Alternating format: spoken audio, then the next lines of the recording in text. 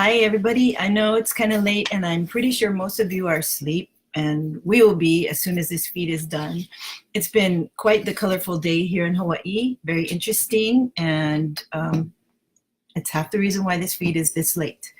But anyways, we now have power. With that said, before I go on to anything else, I want to just give a big fat shout out thank you to our HECO workers, our power workers, and everybody else behind the scenes.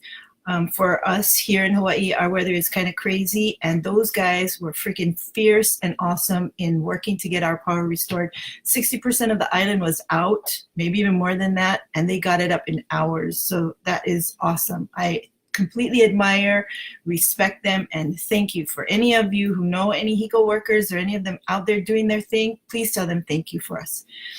Okay, with that said, this is feed number 24. This is Sunday, February 10th, 2019, and it's late here in Hawaii. Anyways, hopefully I can make this a concise feed. It's going to be centered around honesty and integrity. Please don't think that I'm one of the most honest persons who walk the face of the earth. As most of us are, we struggle with some of these virtues and whatnots, but I know we're trying, okay? But for some reason, we're going to talk about honesty and integrity tonight, and so that's what it's going to come down to. I'm going to read a couple of things to you. The first one is going to be this, and all these quotes are going to be from President Hinckley. The first one is this. He says, "We are losing something that speaks of accountability not only to one another, but to God, who is our Father and who will stand in judgment upon us." Interesting, right?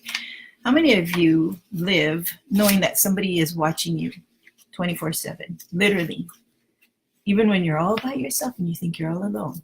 Who of you, think about this now, live knowing that there is always at least one person watching you all the time? I do. I have for most of my life. Okay, that said, here comes this next part. It's a little bit longer, but I really, really like this, especially the end. "How rare a gem, how precious a jewel is the man or woman in whom there is neither guile, nor deception, nor falsehood, nor greed, nor a preoccupation with getting ahead. The appraisal spoken long ago by Alexander Pope, the English poet, is true yet today. An honest man's the noblest work of God." Why is honesty so vital? Because where honesty and integrity are present, other virtues follow. And conversely, where there are serious breaches of integrity, they are almost always accompanied by other moral lapses. I know a lot of people who make excuses for those moral lapses, or even their moral lapse in striving to be an honest individual or have integrity. Luckily, I'm surrounded by quite a few examples who emit honesty and integrity and live it. And so with that said, I just wanted to ask you, how many of you live knowing somebody's watching you all the time? Literally, just that question.